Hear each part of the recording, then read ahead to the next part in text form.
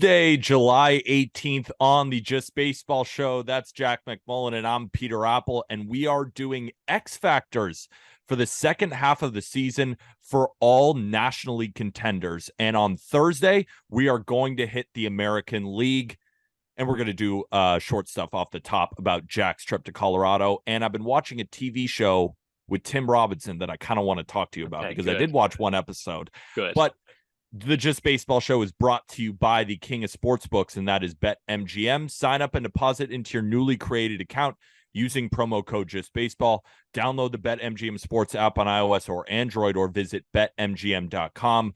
Place your first bet offer and receive up to $1,000 back in bonus bets if it loses. If the bet does lose, your bonus bets will be available once the wager is settled. Gambling problem? Call or text 1-800-GAMBLER and must be 21 or older. Before we talk about your quick trip to Colorado, I did watch If You Think I Should Leave. No, that's not it.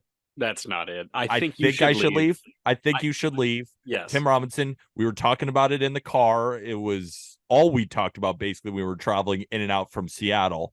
And you guys said, you have to watch it. You have to watch it. And I did watch an episode. I looked online, the best Tim Robinson episodes. Season 2, episode 3.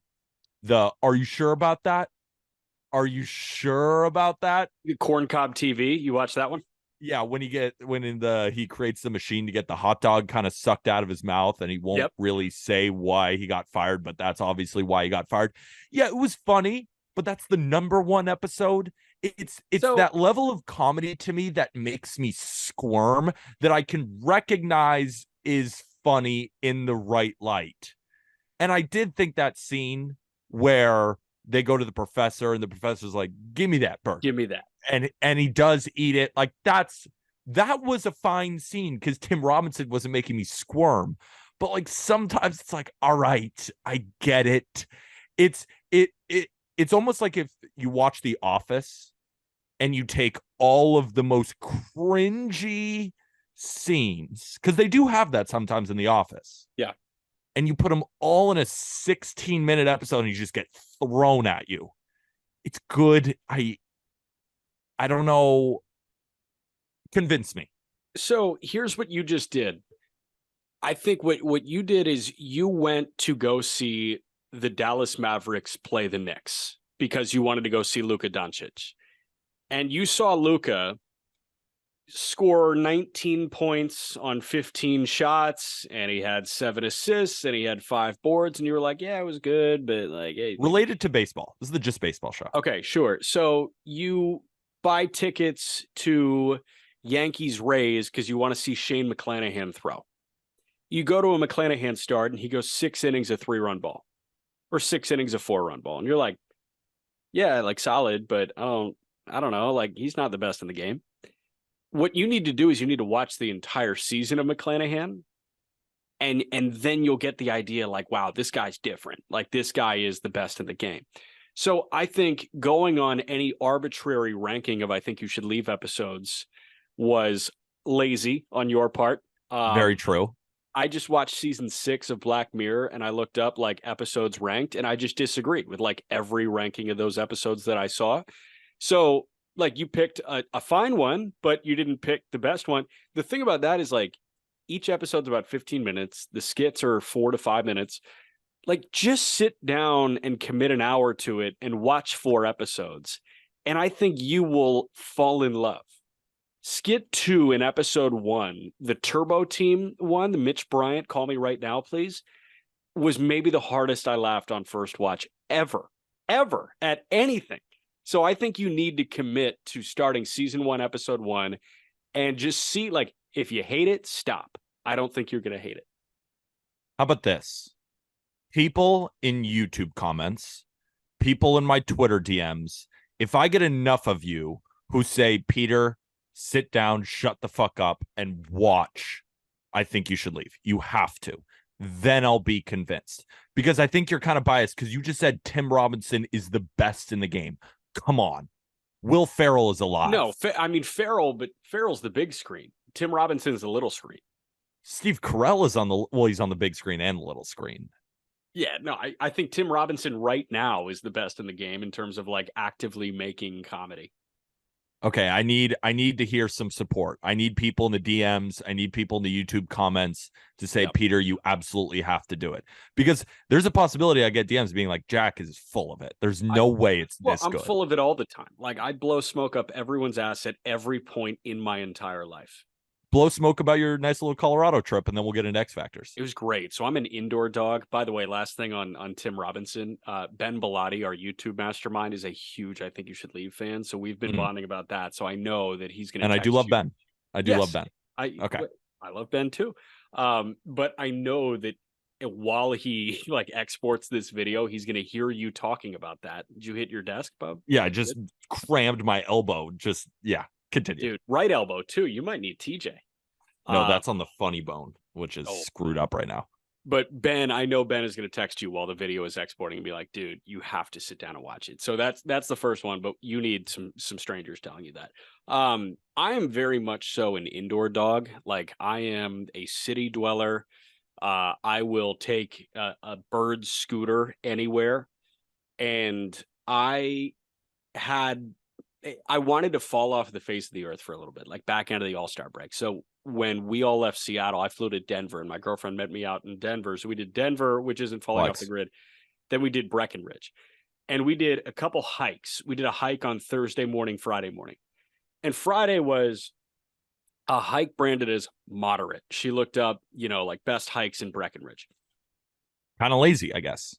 Right? Yeah, but dude, this fucker took me up 1,400 feet. I was dying, and it was like cold. It was 6.5 miles in total. It was like a 4-hour hike, and I was like, it's hard for me to run like 2 miles continuously in like normal sea level and like humidity. That was a different beast, and it was like a good time. I enjoyed it because I enjoyed just like the fresh air. But are you like an outdoors person? Because I don't think I can do that consistently in life. I wouldn't call myself an outdoors person. Like if I have a choice of a trip and it's to go see a really cool city or go to Europe or go camping, I mean, it's not even close. Like I'm going to the city. But what I will say is I love a good hike. Okay. Because remember when we talked about like the runner's high is a bunch of bullshit just to get Yeah. fat people out of the house and like Yes. dangle something in front of them, like get drug addicts out of the house and be like, you could get a high if you run. That is a lie. That's a lie. that was been told by the government, I think. Like we talk about government conspiracies, that's number one. Gotcha. But I do like a good hike because when you're on a run, the end is like when you pass out or you get this high, which is not true. So that takes that out of the equation. But with a hike, there is a peak, right? You get to the top and you see, all the trees down below or wherever you're hiking. Like it's a great view. And it's almost like I accomplished something. You get that sense. Running, you're just running. I mean, people run on hikes, I guess, and you can have a run like up a hill. Yeah. So I could see that. But a hike, when it's not too hot, when it's like in the 65-degree range and you get up and there's like some cloud cover and it's really nice view, I love that. So I would have loved the hike. But if you said that your girlfriend took you on one of the great runs, so she doesn't love you that much. She's ran marathons before. Like she does half marathons and marathons. And I'm just like, she's always like, are you ready to, like run a half with me next year? And I'm like, oh, sure. Yeah, absolutely. Of course. Absolutely. Anything for you. I might have plans that day. Right. Anything for you, comma, I love you, comma, but. So that's my thing. But yeah, dude, like I enjoyed it because the views were just insane and Breckenridge is awesome. And if you have the chance to get out to Colorado, I would do it. Also, one more plug, excellent meal, Asian spot, Cholon, Cholon in Lodo in Denver, which is downtown. Yeah, we got to get you to New York. We got to get you to New York to try some good Chinese food. No, Denver Chinese food, spare me. No, it's not Chinese. It was Asian, man. It was a nice spot. We had a great sushi. We had. You also said your favorite food on planet Earth is sushi. That would be your last meal, which I can respect. Wouldn't be mine, but I can respect it. Fair. Okay. Should we talk X Factors now? Should we do baseball? Let's talk X Factors. So what we did is we took all the teams over 500, right? So the teams that we're going to go over are the Braves, the Marlins, the Phillies, the Brewers, the Reds, the Dodgers, the Giants, and the D-backs. So Cubs fans are probably like, what about us? Mets fans, I know we've sucked, but what about us? Padres fans are honestly, Padres fans probably like, yeah, we're not a contender at this point. Mets fans probably too. Cubs fans, weirdly, they're in it. They're in it. I don't think we should talk about them. The Padres got off to that great win against the Phillies, 8-3, and I was like, you know what? Remember that take I had? I think right before we started the second half, where I said I kind of want to buy into the Padres a little bit. Yeah. Maybe I didn't say it on this show. Maybe I did, but I've just been kind of saying that around. Where I'm like, the run differential, they've been too damn good, and I was like, wow, was I right? 8-3 win. Of course, they tried to blow it. And they had to bring in Josh Hader. Juan Soto dropped that fly ball in left field. So they tried to blow it, but they ultimately won. Yeah. 3 straight losses to the Phillies. Phillies proved like you are not in our league right now. Right. Could that change? Of course. Right now, not even close. The Mets lost 2 of 3 to the Dodgers. Commanding wins in both game 1 and game 2. Combined score of 11-1. Then the Dodgers bats just didn't show up, but the Mets won 2-1 in extra innings. I'm not calling that a great win, other than Max Scherzer looking excellent, but I don't think Mets fans were happy with that performance by their team. So it's hard when you're 6 games under 500 to say, yes, you're a contender. The Cubs, what do you guys want me to say? You're like 8 games under 500 in the worst division in baseball. You could argue the AL Central, but arguably the Centrals are not good divisions. I don't think they're going to be big buyers. They've been floated. Marcus Stroman potentially could be available. Everybody's hearing that Belly's going to leave. Do I think he's going to leave? I don't know. It would make sense. But we just can't put them in this type of discussion. So I think we want to talk about teams that couldn't buy. And the Cubs are not buyers. The Padres are actually in a selling conversation, I think, right now. They are. Like, they won't sell. If anything, they just stay put. We see what Preller said. Preller said that we're not going to add a big superstar at the deadline. AJ Preller, the GM of the Padres. Yeah, good. But for once, AJ Preller saying that, that's substantial. And like, we're cutting the Cardinals out of a bad division because John Mozeliak said like pieces will go. The Mets, I don't think the Mets do anything. Like, the Mets aren't going to buy. Come on, we're talking about teams that can buy. The Cubs are not going to buy. The Cubs are either going to stay exactly where they are, or they're going to sell expiring pieces, like a Bellinger with a mutual option or Stroman with a player option. They'll move those guys. I don't think they do. I think the Cubs do next to nothing at the deadline. I agree. I think the Padres and the Mets do next to nothing at the deadline. So we're talking about teams that have DS and CS aspirations that are looking to add to help them get there and hopefully make it a World Series team. I think you're right. And I think the only way the Mets would buy is because they have Steve Cohen, and it's stupid. The like, overall salary is so big. They buy because they have the owner. Exactly. Like, you need to buy to get better. No, but that's just what I'm saying. Like, on the trade deadline, I bet we see the Mets add, not because they're adding pieces to win a World Series, but they're just they just have so much money wrapped into this thing and they can't sell. That's where I'm coming from. And the thing is, like, if they do add, like, if they do make like the Vogelbach for Holderman swap like they did last year, if they go and add bench how'd that pieces, horribly. Holderman's a legit setup guy. I said that, it was roasted by Mets fans. I didn't actually, but to be fair, I did not think Holderman would be this good. Right. But that was one of the takes where we got off the just base. I make a lot of takes all the time. And that was the take that was taken. Mets fans in my mentions like, what the fuck are you talking about? We're getting a guy. Who the hell is Colin Holderman? Who cares? And then Vogelbach played well, so I was like, all right, maybe I was wrong. But I'm like, why? That trade didn't make any sense. And look at where we're at now. Kind of similar to the PCA for Javier Baez deal. Javier Baez, we got tagged. His name is like Detroit Tigers / New York Giants enthusiast. Dude is a stud. Love this guy on Twitter. He posted earlier that Javier Baez and Zach Greinke. So Javier Baez is WRC plus this season, and it may have changed. I think it was a day ago or 2 days ago. 59 WRC plus. Zach Greinke's WRC plus in his career as a hitter, 59. Well, Greinke's a good hitter. Let's get that out. Yeah, that's true. But it's all about Baez it's relative. Bad hitter this year. It's relative. It's all relative. Yeah, obviously it's not as star-studded as the Javi Baez for PCA one, but yeah, like that was a weird deal. And I think if the Mets do make any of those deals, like we're just gonna hop on this show and be like, okay, what for? Instead of, oh, this gets them better, they can sneak into a wild card spot. We're gonna say, okay, why are you doing that? So that's why I think we can put the Mets, the Padres, and the Cubs to bed.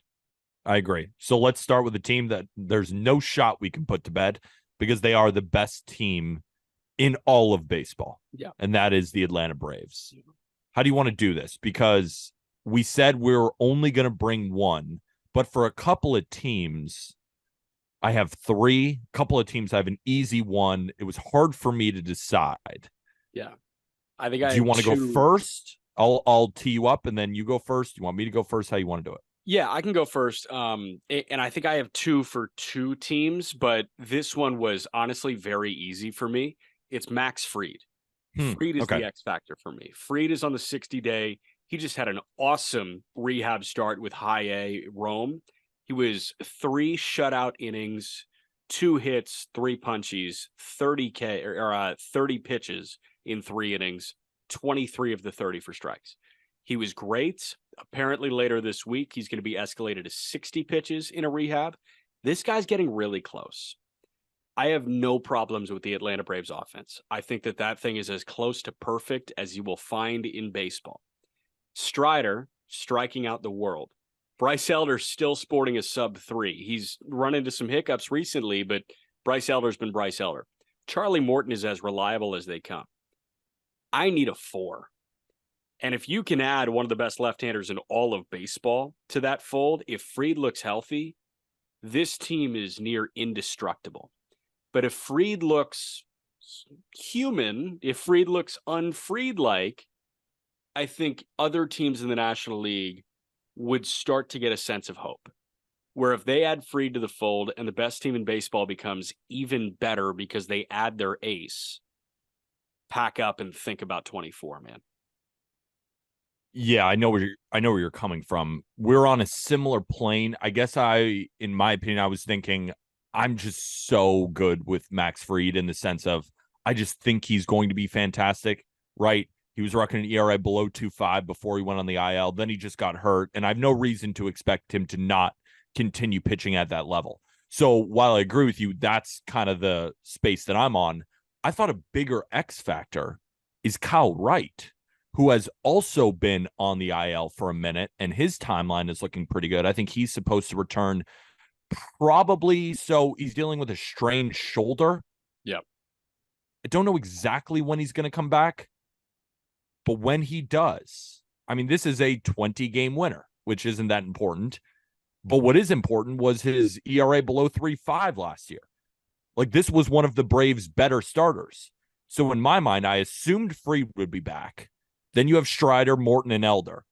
And if Kyle Wright can be a 3.8, I mean, that's amazing, right? Because they've been running out Mike Soroka, who has looked better, but I don't think he's fully there yet. Dylan Dodd, Jared Schuster. They haven't found that 5th guy, right? They seem like they win 3 or 4 out of every 5 games. But then if you're putting out a guy like Kyle Wright, who was one of the best pitchers in the National League last year, you put him in the 5 spot, they may never lose again. Right. And for my honorable mention, you talk about the offense, and I was thinking Michael Harris, but he's heated up a lot more recently. If Austin Riley returns to what he did last year, I mean, this is the greatest offense of all time. Right. I'm with you on that. I just think this offense is perfect. Like the fact that Austin Riley's underwhelming with what, like a 720 OPS, 730 OPS. Yeah, like he's slashing this year 261, 326, 437 with 16 home runs. I mean, he is. Marcell Ozuna has more home runs. So does Sean Murphy. So does Ozzie Albies. So does Ronald Acuna Jr. So does Matt Olson, and Eddie Rosario has 1 less home run than him. That's the like thing, Austin Riley should not be like a decent hitter in this lineup. No, like Matt Olson has 30. Austin Riley should have 27. Exactly. I think, if Riley returns to form, they're indestructible. I guess you were thinking about Riley in the same way that I was thinking about Max Fried. I really like the Kyle Wright pick, though, Kyle Wright throwing flat grounds right now, not on a Yeah. mound just yet, so he would be more delayed than Freed. Freed, Probably I think, could be. September Yeah, for Freed Wright. could be back as early as next week or the week after. You think so? I was thinking Yes, like I was thinking probably in August he'll 5th throw ish. he'll throw 60 pitches this week. I assume he'll throw on Thursday or Friday. He will throw 60 pitches. If he does that, give him a rehab in Gwinnett, and he might be ready to go like next weekend. Fair enough. Yeah. But So, regardless, Max Fried's regardless, timeline is shorter. I guess I just had so much trust in Fried because fair, why wouldn't I? So I fair, was like, is he an X Factor? Just he's gonna be awesome anyway. But if right? Kyle Wright is great too, Yeah. it's over. Then bada When bing, are they bada gonna boom. lose? Like they might lose on the Strider starts. The White Sox won 8-1 on a Strider start. Yeah. No, they could lose on the Strider one. If Elder if Elder comes down from this weird fever dream that he's been on, like they might lose Yeah. the Elder starts, but I have no idea. It was always Elder and Charlie Morton, For never sure. Spencer Strider, apparently. No, and never free. Baseball, right? Yes. All right. So next team we have the Miami Marlins. Yeah. There's a very obvious one here. Yeah. Go ahead. Is that your answer? It's Sandy. Yeah. But I have another one. This is Me too. Yeah. I wrote down Sandy, but I have another because Sandy, if he goes anything close to what Sandy was, they already have Luzardo. Like Garrett's been great too. And Yuri's going to come back in early August. Yes, exactly. So that's the obvious one, but I assume you have a different one. I have a different one. Sandy, but Brian De La Cruz. Brian De La Cruz has shown flashes of not stardom, but shown flashes of being an everyday player for the Miami Marlins. And when this guy is right, he's a very fun watch. And I think De La Cruz has a bit more juice than he has showcased consistently this year. I think De La Cruz is a very talented hitter that has tapped into it sporadically. But if Brian De La Cruz can get hot and be a middle of the order guy, when you have the best table setter in baseball and a guy that's hitting 380 as of Monday, July 17th, if Jazz comes back healthy, great. There are a bunch of other things that could happen. Like if AJ Puck stops blowing these games, great. I think Puck has been awesome, though. De La Cruz has been one of the inconsistent yet exciting pieces of the Marlins lineup so far this year. And I think if that guy turns into a consistently exciting piece, they can be really good down the stretch. I like that one because I was looking at, should I choose a hitter with the Miami Marlins or should I choose a bullpen guy? Because when I was looking at X factors, I was looking at, well, what are your weaknesses, right? The Marlins are 17th in OPS and they're 17th in bullpen ERA. The starting pitching has been fine, even though Sandy has fallen far below expectations. So that's what I kind of looked around for these teams. What is your weakness and who's a guy that if he performs way better could help propel that team? And I really like Brian De La Cruz, but I was like, is he truly? I think you're right on with the X factor. If I had to choose, maybe go Jesus Sanchez too, who's been better. Like if those guys can be really consistent, like they're key because you know that Arias is going to get his. You know that Soler is going to hit his home runs, right? But if those middle of the order guys can lengthen the lineup even more, this is a really good offense. And it has been in spurts, but it's too inconsistent. That's why I like that one. But the guy I'm looking at, and a guy who got off to a crazy hot start, looked like another Kim-Ang fleece. And it probably will end up being so because JJ Bleday on the A's hasn't exactly been incredible. He hasn't been bad. Yeah. But he hasn't been incredible. And this relief pitcher was incredible there for a little bit. Yeah. But he's kind of fallen off a cliff a little bit, especially in July. And his name is AJ Puck, the left-handed closer for the Miami Marlins. So in May, he was a disaster, right? 2 2/3, 4 earned runs, 7 hits. But in April, 11 innings of scoreless baseball was one of the key relievers in baseball. Then he comes back in June and is right back to it. Then in July, 4 innings, 5 earned runs, 7 hits. it's been a guy who late in games you have to be able to rely upon these guys, because if the offense doesn't show up and you get a great performance out of Braxton Garrett, you get a great performance out of Luzardo, or on the off chance, which is a funny sentence, you get a great start out of Sandy. You need Puck to be able to come in because they have some decent arms back there. Hasn't been a bad bullpen. Like I said, 17th in bullpen ERA. It's been a mediocre bullpen. But if you have Puck looking like the April version, where you have an elite closer back there, takes a little bit off the other guys, right? Brazaban, Floro, guys like that, where it's not as much on them. If Puck can come in and lock down games in the end, that's why the Marlins have been so good in these one-run games, but they haven't been as good lately, right? I think going into that series against the Orioles, they were 21-6 in one-run games. They lost 2 one-run games to the Orioles, so now I think it's 21-8. But Puck needs to be that all-star caliber closer that he has the talent to do and showed in the early parts of the season to make sure that the Marlins can win these games on the margins. Because truthfully, that's who the Marlins are. They win games on the margins. They don't blow out teams. Yeah. So to have that lockdown closer, I think, is so important. For sure. AJ Puck has allowed 4 home runs in 29 innings, and 2 of them have come in the last 3 outings. The home run can kill closers, and Puck has run into long ball issues very, very recently. I watched a save opportunity that he blew against Pittsburgh before that, and it was, a couple of hard hit balls into the gaps.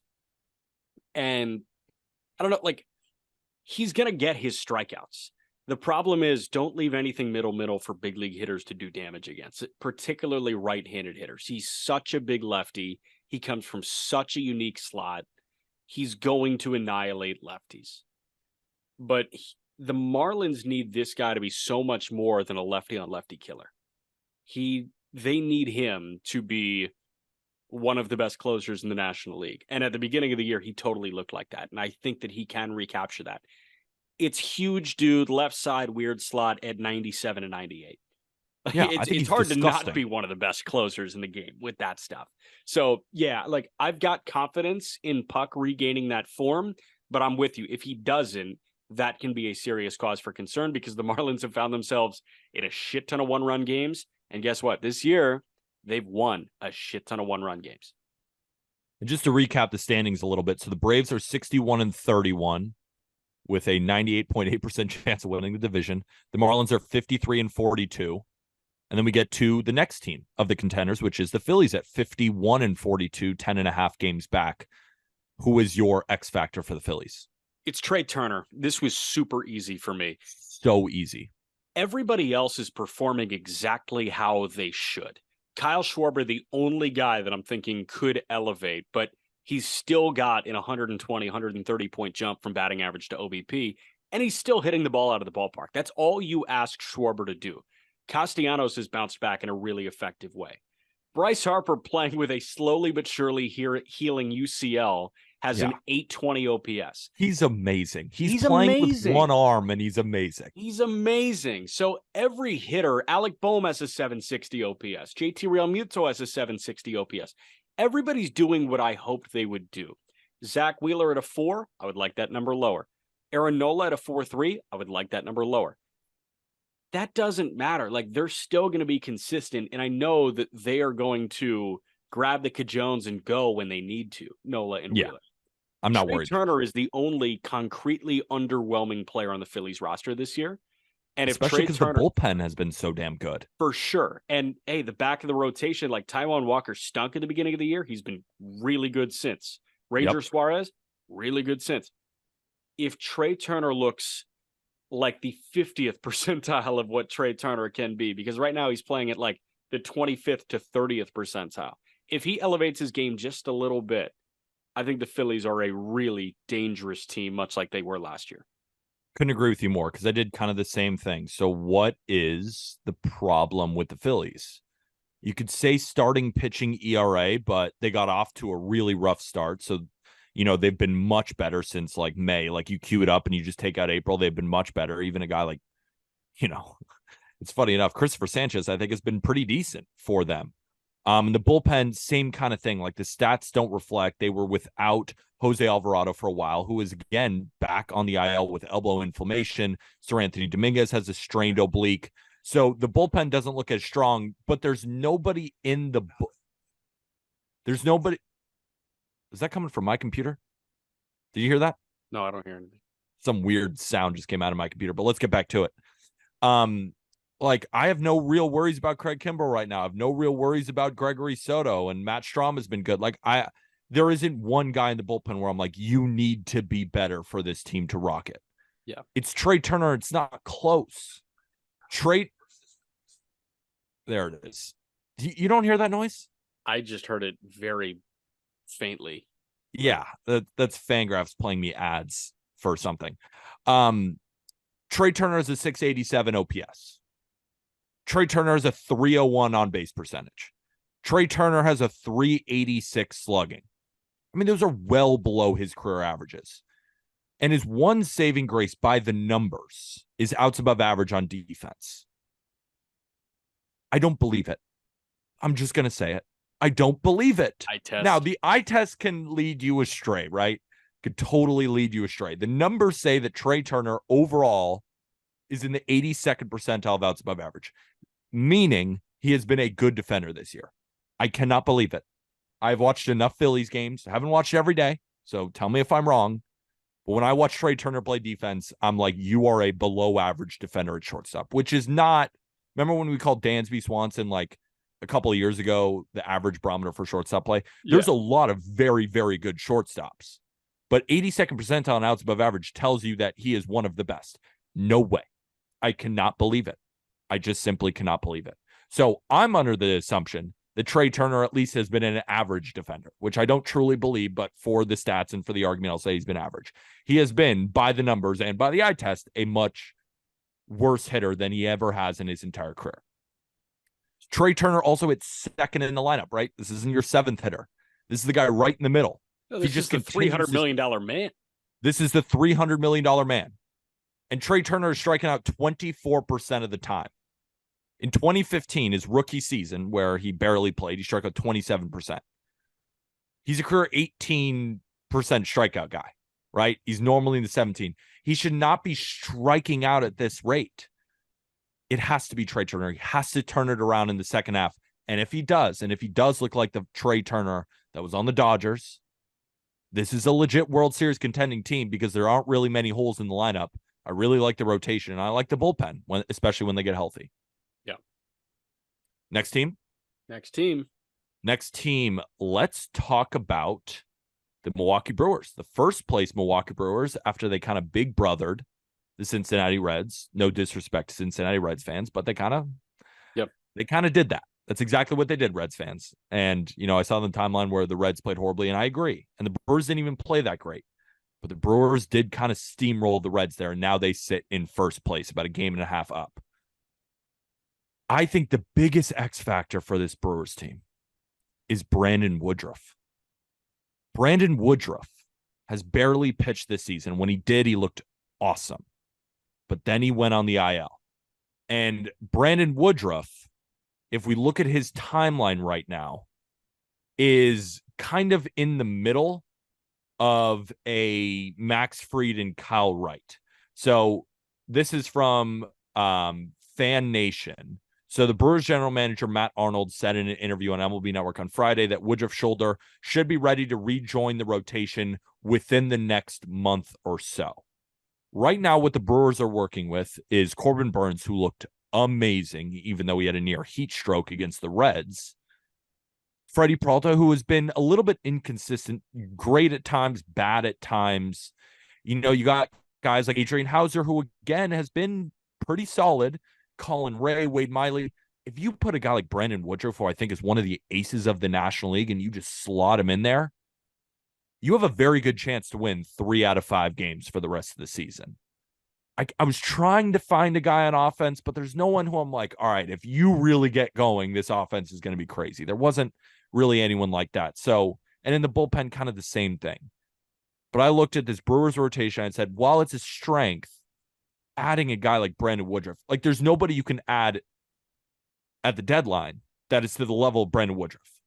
I'm sorry. Give me Woodruff over Stroman. Give me Woodruff over Bieber. I just think so highly of Woodruff. I think he, at his best, is in the conversation with the top 10 pitchers in baseball. So I think Woodruff is the X factor for the Brewers. I like it. He's working his way back from a subscap strain. Your subscapularis is like kind of in your armpit. It has to do with your shoulder. It's like part of the rotator cuff type area. It worries me. Shoulders scare me. Bieber, shoulder. Bieber was 93 to 94. He's now 90 to 91. 89 to 91. Yeah. So Woodruff, I just wonder what Brandon Woodruff looks like when he comes back. And that is exactly why he's a great X factor, because if Brandon Woodruff is 92 to 93, that's not the Woodruff you want. The Woodruff you want is 97 to 98. Yep. So I guess the question will be, are they forcing him back for a playoff run when that subscap strain is not entirely healed?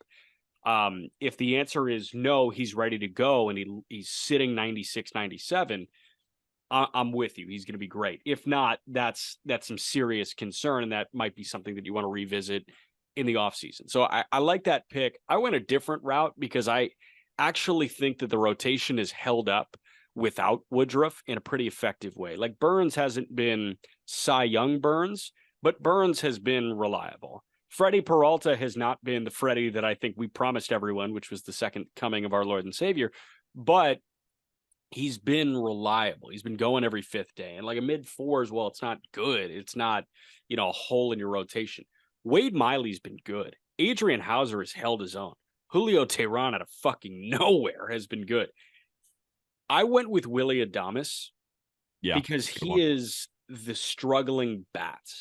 Christian Yelich has been flat out awesome this year. Christian Yelich is at 850 OPS. So good to see. I love it. Winker has been really bad. Yeah. If Winker gets good, sure, whatever. But if your star shortstop, who's a prime extension candidate, gets really good, like the way we know Willy Adames can get, I think that solves a lot of problems, because with Adames being a slightly underwhelming version of himself, and you are dealing with a bad second base spot with Luis Urias hitting $140 after he came off the IL and getting optioned, and Bryce Terang OPSing under 600. Like, I don't know. Right now, it feels like the middle infield is the issue. But if your star shortstop plays like a star shortstop down the stretch, I think that alleviates the problem at second base too. More than fair. If I was to choose an offensive player, it would be Willy Adames. Where do you think the Brewers' starting rotation ERA ranks among 30 teams in Major League Baseball? 10 to 15. 28th. No way. Cue up the Fangraphs. That's what I'm saying here. That's why I was shocked. I was shocked too. Go to Fangraphs and go to their 2023 team rankings. Oh no, did I make a huge mistake? Let me see if I made a huge mistake. I think I may have made a huge mistake. Don't come for me, people. Let me look where it is. Loading. 10th in starter ERA. I'm an idiot. Hand up. I was going to say, I was going to go through the individuals in the Milwaukee Brewers, like starting rotation right now. Burns has a 3.7. Peralta has a 4.4. Colin Ray has a 4.7. Like, that's the run to the litter. Wade Miley in 13 starts has a 3.06. Adrian Hauser has a 3.8. Julio Teheran has a 3.6. So they don't have anybody that's sub 3. Like, they don't have any of the best. Sometimes we make mistakes. I'm a human being. I'm a human being. Sometimes Colin Ray has to start games. But, like, they don't have anybody that is, oh my gosh, option them to the moon. That guy doesn't exist. No, they don't. And so, looking at the Brewers, it was so funny when I was doing my numbers this morning. I was like, wow, the Brewers offense has been pretty good, but their starting rotation has been this bad. I was looking at the Reds the entire time. I mean, what an idiot. Just an absolute. So they're 25th in OPS, 10th in ERA in the starting pitching department, and 13th in bullpen ERA. So the answer to this question is Willy Adames. Yeah. But we talked about Brandon Woodruff for a little bit. Hopefully people didn't get bored. All right, let's actually go to the Reds, which, now, of course, hopefully I didn't mess up all of my numbers. Who is your X factor for the Cincinnati Reds, who are not a game and a half back. They now sit 2 games back of the Milwaukee Brewers, who sit at 52 and 42, and the Reds are 50 and 44. Yeah, well, you brought up the point. The Reds are 28th in baseball in starter ERA. Yep. They're going to get Lodolo and Green back at similar points. It sounds like Green will be back early August, Lodolo mid to late August. I have confidence in Lodolo and Green pitching well. I have confidence in Andrew Abbott continuing to throw really well. And this offense has been having an out-of-body experience. Graham Ashcraft is the easiest answer ever. Couldn't agree more. Ashcraft looks like a Louisville bat right now. Last 3 starts have been really, really good. Okay, but this year has looked like a Louisville bat. If Graham Ashcraft looks more like a Cincinnati Red and less like a Louisville bat, less like Levi or what was it, Weaver? Is it Levi Weaver? No, Luke Weaver and Levi Stout. Weaver. Yeah, Luke Weaver, Levi Stout. I was mixing 2 guys that I saw start games with the Louisville bats that were up there. Like Brandon Williamson as a 5. I think Williamson is a 5 guy. Like this version of him right now is exactly what I think you're going to get from Williamson until he makes a change, and that might have to happen at the minor league level. I have no idea. Ashcraft is the one that I look at and say, you are so much better than a 6. Get better than a 6. Ashcraft, I think, is a high to mid 3s guy. And if Ashcraft can start throwing like that, if he continues this stretch of 3 starts, like you're saying, I think that you feel so much better about this rotation, especially when Lodolo and Green make their way back. Yeah, I don't have much to add because Graham Ashcraft was my answer. And the one reason I wanted to talk about Ashcraft was 18 innings, 3 earned runs in his last 3 starts against the Padres, the Nationals, and then the Brewers. Graham Ashcraft gave the Reds a great chance to beat the Milwaukee Brewers, and Corbin Burns was just a touch better, right? And they lost that game 1-0. I mean, you get a Graham Ashcraft start at home, especially when the Reds have been a top 10 offense against righties since Ellie De La Cruz was called up. And if you told me the Brewers were only going to score 1 run that game, you're taking Reds money line to the moon, but they ended up scoring 0.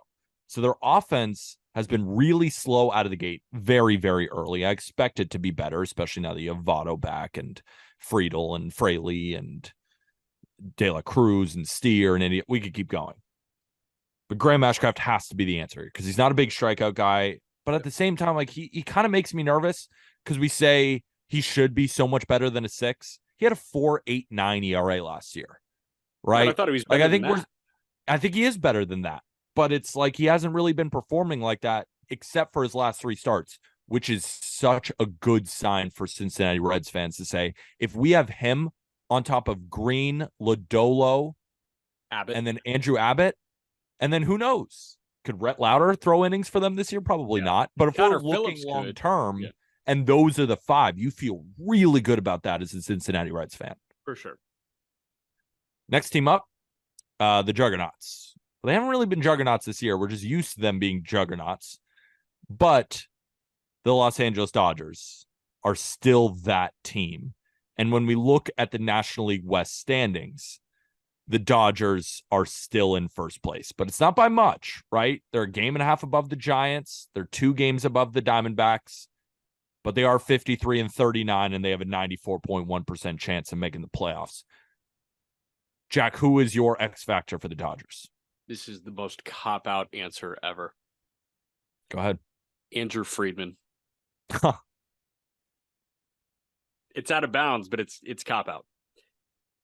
I think this roster needs additions. Where they come is to be determined.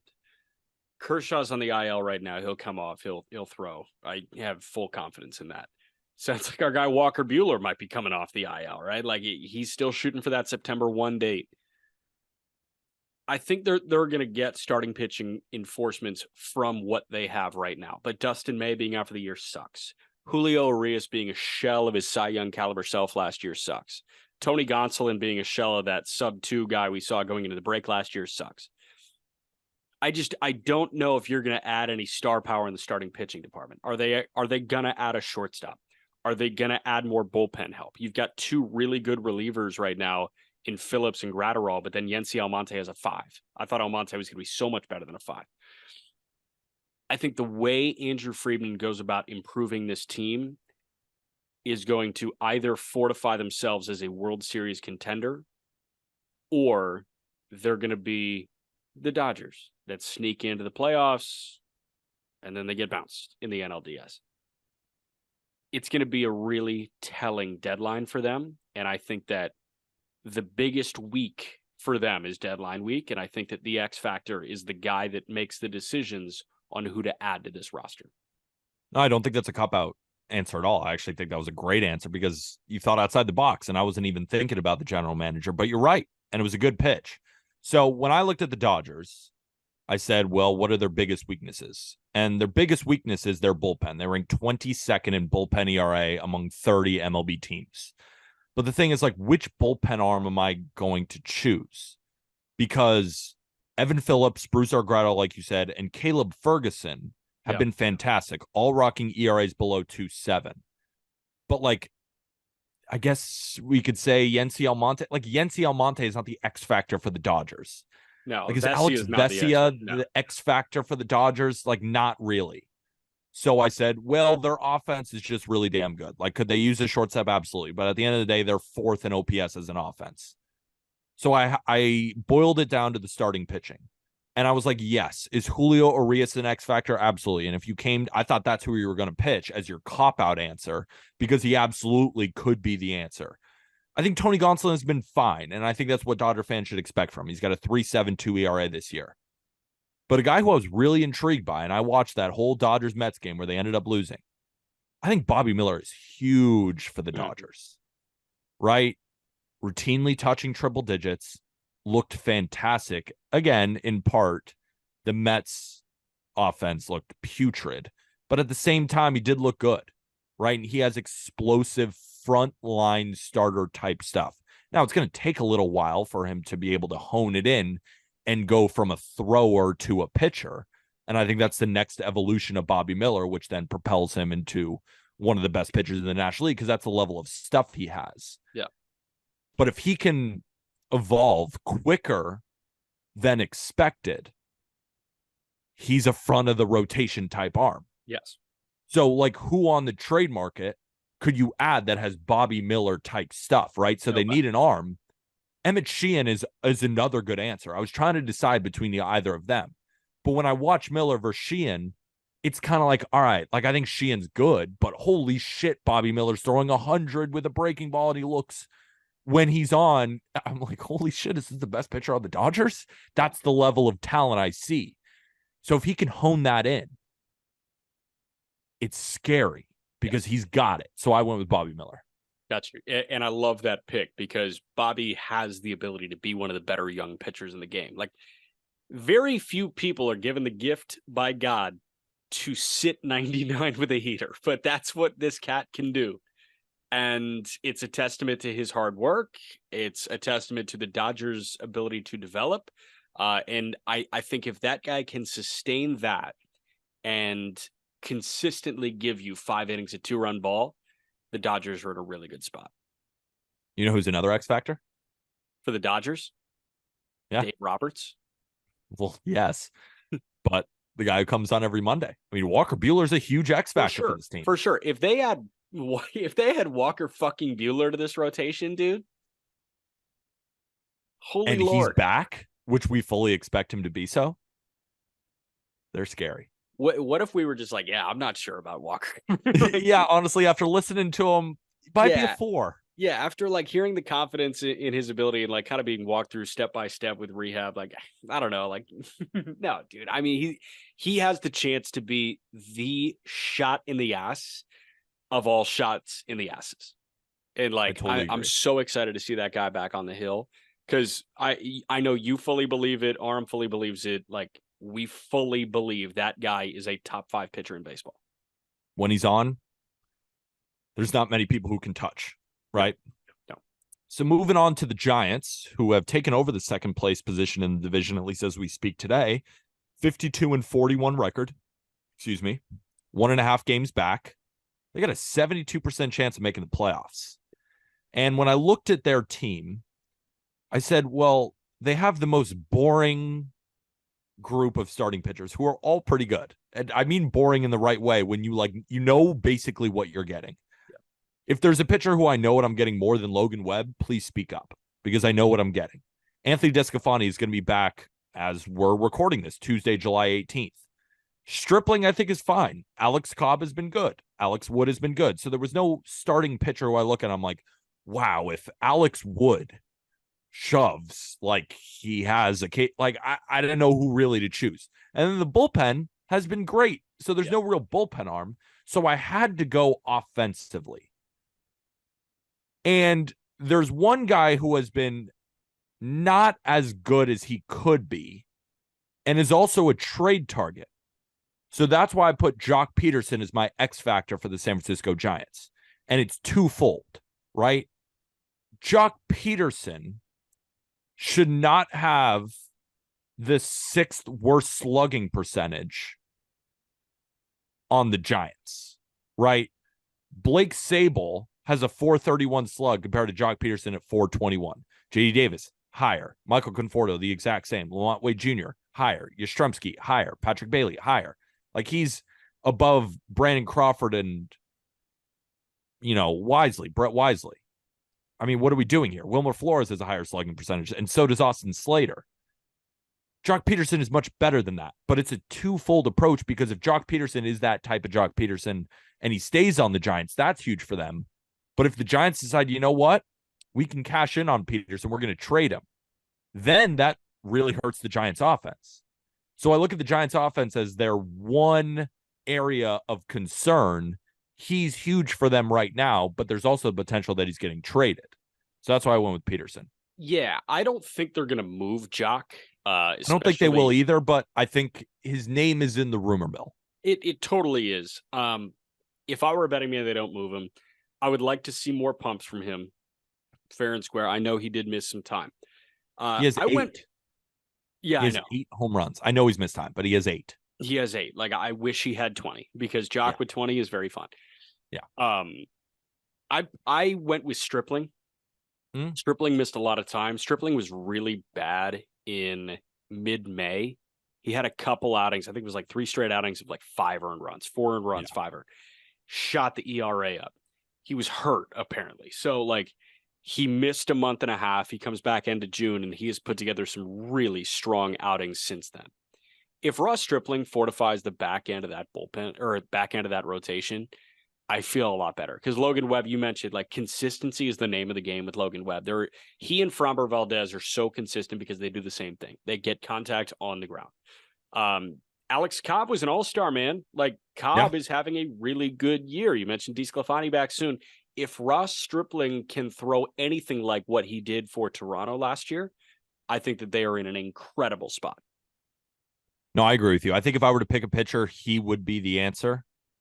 But it's just they got so many like pretty good arms that if Stripling is bad, they just put him in the bullpen and they go bullpen games and like they'll be fine. That was my opinion on it. The Giants and the Brewers, for me, is like everybody's doing exactly what they're supposed to do. Except Willie Adames, which is why it was a good X factor. And Stripling, because Stripling was hurt. There you go. Our last team on the contenders, Arizona Diamondbacks. 2 games back of the Dodgers, 52-42. Just got swept out of the building by the Blue Jays. It was a tough series. And I don't know whether to say, all right, here's the Diamondbacks regressing or the Blue Jays that good. It's tough to tell. But the Blue Jays really commanded that series. Diamondbacks had a late inning comeback in the final game, but it wasn't enough. They lost 7-5. This is another tough team. So when I look at the Diamondbacks, 8th in OPS offensively, 21st in starter ERA, 18th in bullpen ERA. Who is your X factor for the Snakes in Arizona? It has to be a starting pitcher. It has to be. Ryan Nelson is the active example, but I go Merrill Kelly. Okay. I also think Arizona needs to land a big fish in the trade market. Like I think Bieber, Eduardo Rodriguez, the White Sox do opt to move Dylan Cease. Like they need to get starting pitching and they have the farm to do it. Even Lance Lynn.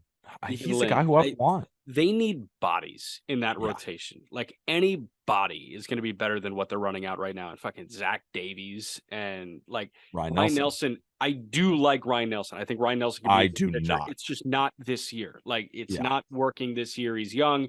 It wasn't working for Fott this year. It's not going to this year. Maybe next year. Tommy Henry has been solid. I don't want him starting postseason games, to be honest. I want multiple starting pitchers. But the biggest add internally that they can make is Merrill Kelly. Merrill Kelly had a blood clot in his calf. It was, a calf issue. He threw a sim game this weekend. Kelly could be back, I think, end of this month, maybe first couple of days of August.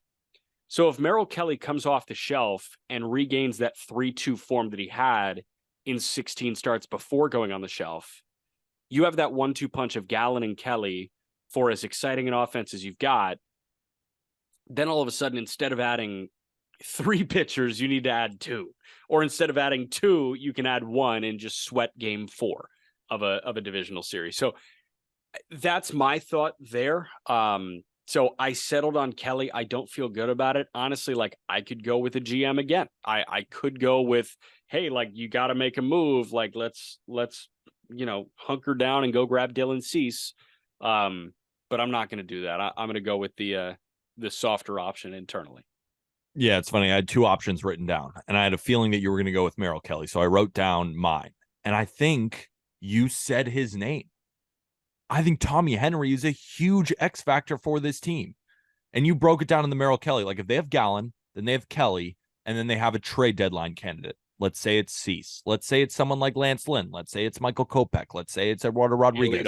Yeah. Let's say it's Giolito, Shane Bieber. It could be any of them. So then that's your 3. Who is going to start the 4th game of the postseason? Because you kind of need that guy. It's hard to just go 3. Can it be Tommy Henry? And that's why I said he's the biggest X factor, because I've had a tough time figuring out if he's good or not. Because Tommy Henry throws 90 miles an hour. This is not a guy who lights up with stuff. He's not a guy who strikes anybody out. He's got a 16.9% strikeout rate, which puts him in the 13th percentile. But one thing that Tommy Henry does really, really well is he keeps the ball off the barrel of the bat. And he has pretty good command. Not great command, but pretty good command. And it's resulted in a 32% hard hit rate this season, which puts him in the 89th percentile in Major League Baseball. Now, a lot of the contact is in the air, but I can afford can of corns to the outfield, infield flyouts, something I routinely see during Tommy Henry starts. And he shows flashes of a guy where I'm like, whoa, that was a great outing. He's thrown 7 innings, shutout outings. Now it's been against the Rockies, who are dog shit against lefties, and even a bigger pile of dog shit on the road. But like he's flashed this ability to look like a good 4-starter. Like if we just took the name off the jersey and I said, hey, Jack, your 4-starter has a 3.89 ERA. No, I'm jumping for happy. Joy. You're jumping for joy. 4.13 expected ERA. Like there isn't something in the numbers where I'm like, oh yeah, I mean, this is just so lucky. Like I think he can be good.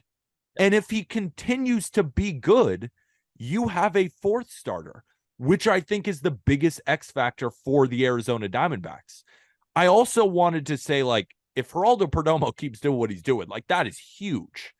Thing is, I think I have more faith in Tommy Henry maintaining a 3.89 ERA than I do Geraldo Perdomo putting up a second half that resembles his first half. So I said, I think he's the X factor here. And why I think he might be the X factor is I truly don't know what he's going to give you. Is he going to be this guy for the rest of the season? I kind of think he will, but there's a part of me that doesn't think he will. And I guess we'll just see. And I've got no idea. Like, I can't answer that question. Tough. I did a little frustration dive into Ryan Nelson just now, and I would have bet my life on him being better than 6 Ks per 9.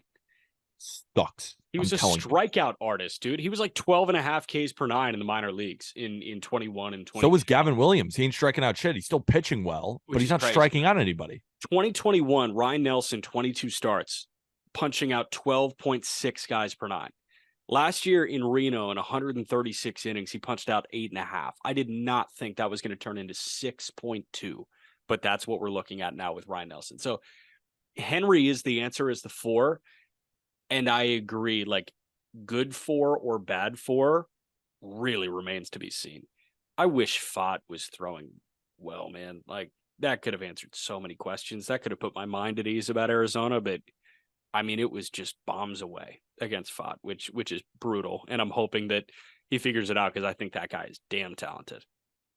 Those were the National League X Factors for Contenders. On Thursday, we will be back with the American League, and the Wednesday episode will definitely be a mailbag. So go check us out on social media, where we will post the mailbag graphic. Ask all your questions in there, whether that be on Twitter, which is linked in the episode description, as well as our Instagram, which, again, you can find in the episode description. Thank you guys all for listening.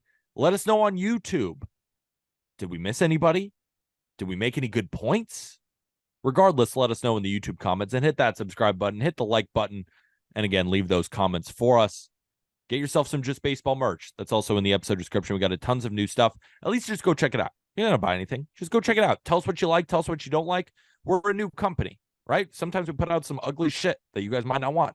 Or you're like, hey, this is sold out, because I know we're sold out of some stuff. We need more of those. Let us know, right? Again, we're brought to you by the King of Sportsbooks, BetMGM, promo code JustBaseball for all of those bonus bets. And then on Spotify and Apple Podcasts, best way to sport without spending a dime is to rate and review 5 stars, whether that be, again, on Spotify or Apple Podcasts. That's Jack. I'm Peter. And with that, thank you, everybody.